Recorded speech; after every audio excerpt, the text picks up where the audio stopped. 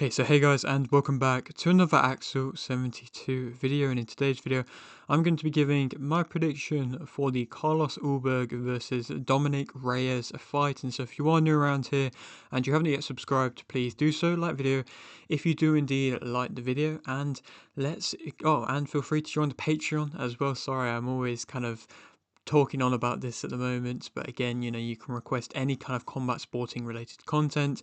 I really appreciate all the support I've had with it so far, and yeah, let's get straight into it. And so for this fight is a fight in which isn't a massive fight in the light heavyweight division, saying kind of what's coming up. It's a bit of like a teaser into what's coming up into the light heavyweight division in the next couple of months, I suppose. Of course, we've got this fight, and then we've got the Khalil Roundtree against Yuri Prochazka fight, and we've also got the Pereira versus Ankalaev rematch. And from what I've heard online, I've seen a couple of accounts online saying this event isn't really selling that well. And I mean, it's a bit surprising. I mean, I know MMA fans in Australia are big popular fans. There is a big fan base there, and of course they've had plenty of success with some great fighters over the years, but maybe at the moment there isn't too many standout stars. Of course, they've got Volkanovski, who of course is always going to be a big name, but with the likes of Adesanya kind of dropping off,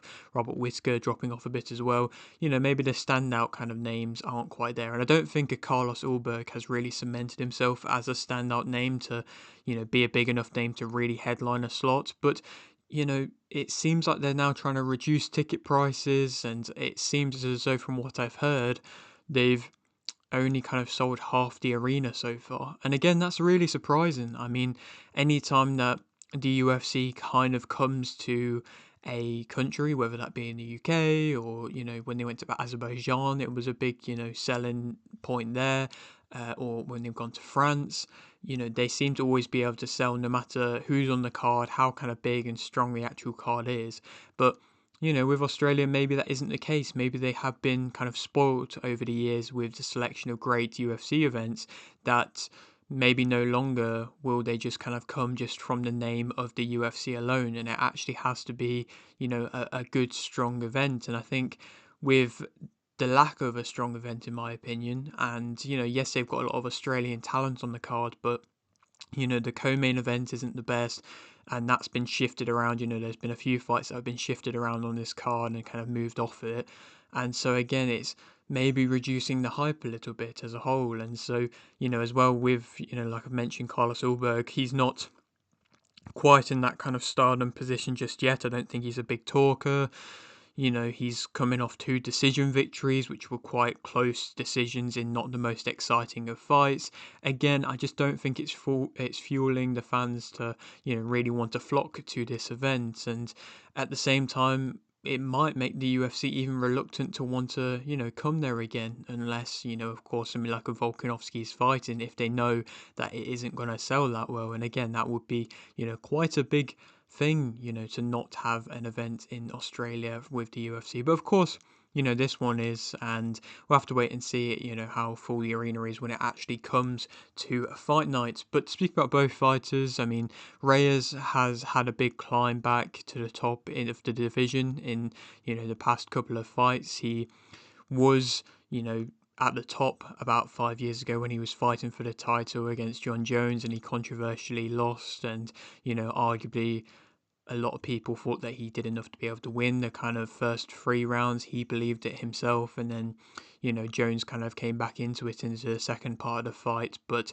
Reyes was able to drop Jones as well. Again, it was a good fight for Reyes, and definitely kind of cemented him as a good name in the UFC, and like I say, really rose his stock from that defeat. But then after that, he went on a bit of a downwards kind of spiral to an extent. I mean, he got stopped by Blachowicz, he got stopped by Prochazka, and then he got stopped by Ryan Spann. And that Ryan Spann one was one in which, definitely wasn't a good look on him. Ryan Spann's kind of always been somebody who will, kind of drift in and out of the rankings, do enough to be able to not get cut, but not, enough to actually be able to mount any sort of good kind of title run or anything. And the fact that he got knocked out by him, again, that wasn't a good thing to see. So I'd imagine he was probably on the brink of being cut, Dominick Reyes. But then suddenly, now he's come back and he's changed things around. He had a 2-year break after the Span fight. He changed things around, and now he's been on a great win streak, and he got and now 3 KO wins in a row with wins against Anthony Smith, and of course last time out against Nikita Krylov as well, which was a beautiful counter in which he was able to time on Krylov, and it was a nice clean knockout, and that was an exciting knockout to really get the fans kind of back behind Reyes again. And I feel like there is an expectation upon him to be able to deliver in this fight, and I think the fans are expecting an older version of Reyes, I suppose, to an extent, to come in and to be exciting and to really be able to land a knockout blow and stop this up and comer in Carlos Ulberg. So I think Reyes might even be the favourite coming into this fight, even if he is the away fighter. Again, I'm not entirely sure. But then you also do have to give Ulberg the credit for taking this fight. He is in a really good position in the rankings. I mean, he's third.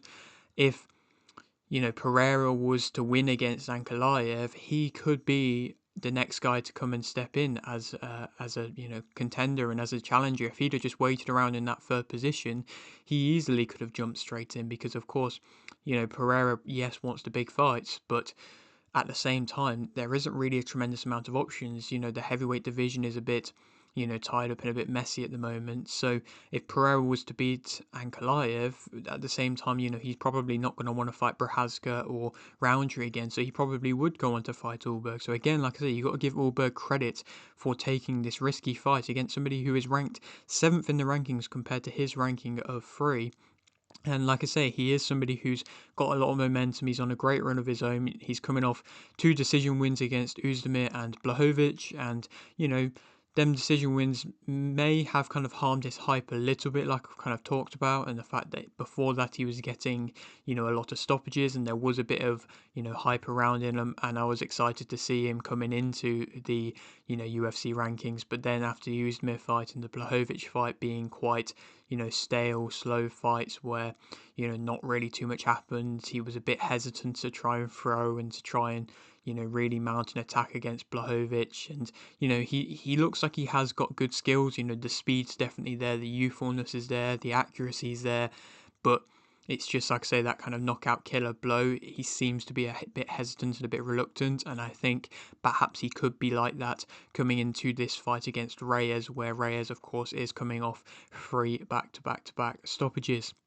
To speak about both fighters, attribute-wise, a bit more individually, Reyes as a fighter, he's got good movement. I think that's something in which, you got to give him credit for. He's able to fight on the back foot well. He puts power into pretty much every single one of his shots that he throws, and the straight shots, the powerful shots, I've not really seen somebody be able to get that much kind of devastating power from straight shots alone. Of course, he was able to drop John Jones with the straight shot. He was able to time Krylov with the straight shot. Again, he's been able to always be able to kind of rely on that. Even when he was on the back foot against Blachowicz, he was able to land that straight shot, and even seemed to hurt Blachowicz a bit when he was able to throw that. And again, I think that's always been the shot in which the fans have been able to kind of come to expect, the jab or the other straight shot as well that he's able to land, and like I say, generate a really good amount of power. And he only realistically does need one shot to be able to land, and he could rock Ulberg. Again, of course, Ulberg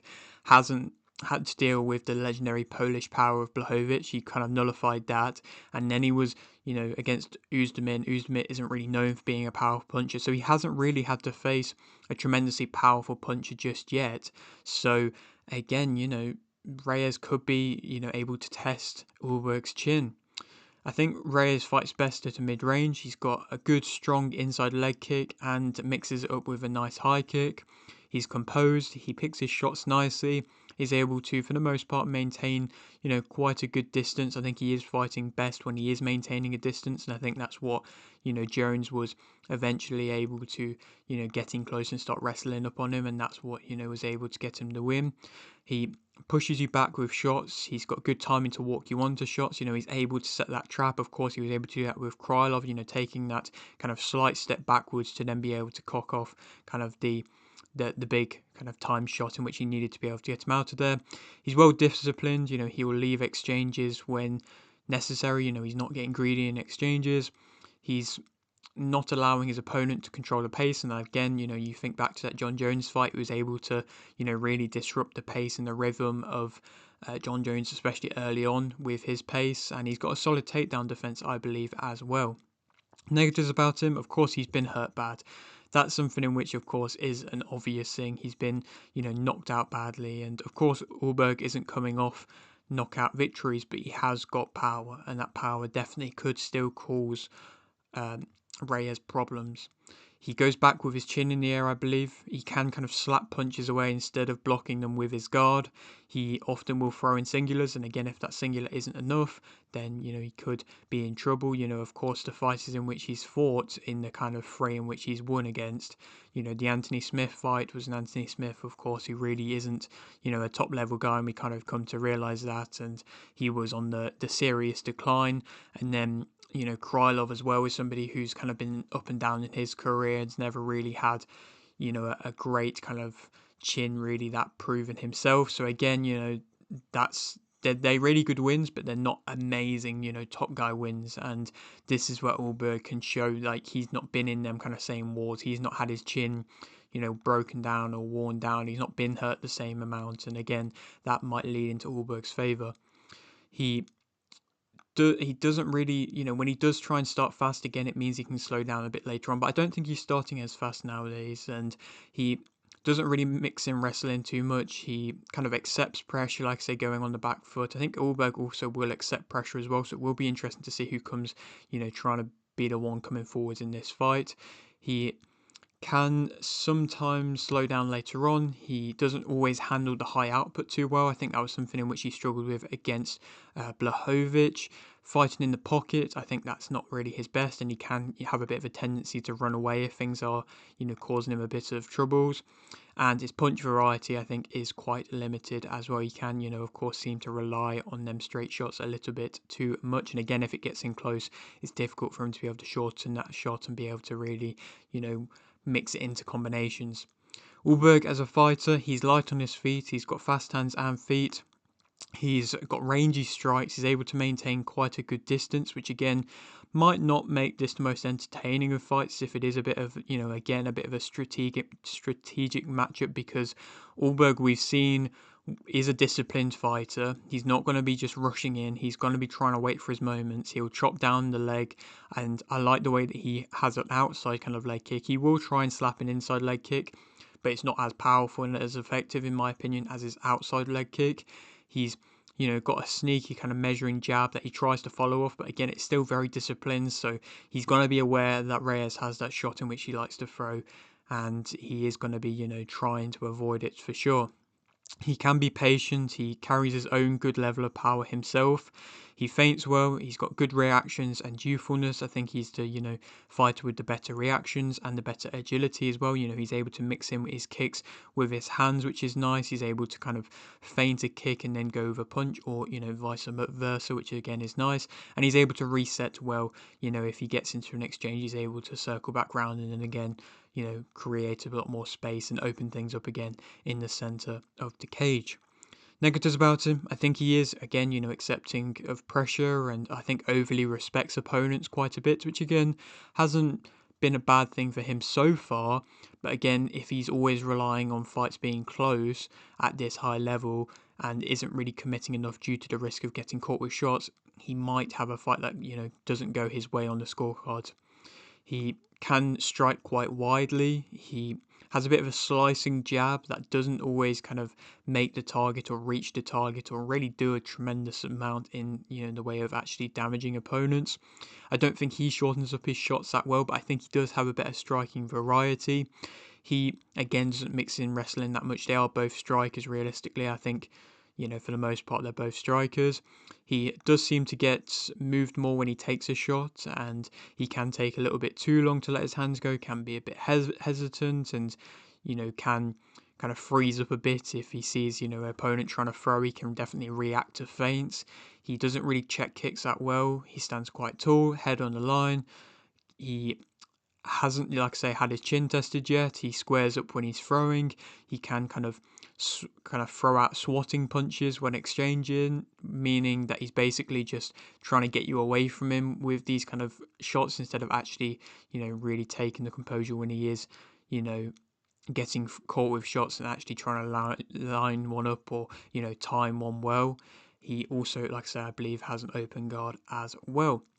Who do I think is going to win this fight? I'm going to say that it's going to be a bit of a dull fight in my opinion. I'm going to go with a Carlos Ulberg home victory via unanimous decision. Again, I don't think that is going to be a fan-friendly prediction because I think a lot of the fans are expecting or wanting Dominick Reyes to be able to come and get a big knockout and, like I say, get himself back into the title contention, because that is what this fight realistically, like I've touched upon, can lead to, that title contention. But I think a unanimous decision probably would be my prediction, because I think Ulberg, like I say, he's shown that he can nullify power by not really getting into any exchanges with Blachowicz.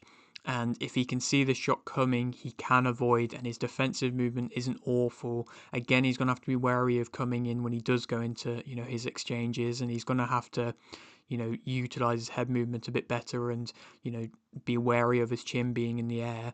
But he's not going to rush in onto a shot, I don't believe. And I think his youthfulness and his discipline and the ability to just be able to kind of grind out boring rounds will be able to lead him on to be able to get another unanimous decision victory. Well, his last fight was actually a split decision, but another decision victory in the rankings. And, nonetheless, that's still a good victory for him. And again, it might not be what the fans want to see, but that would, cement him still in the third place position and kind of stop a big name in Dominick Reyes. It's definitely a great name to have on your resume.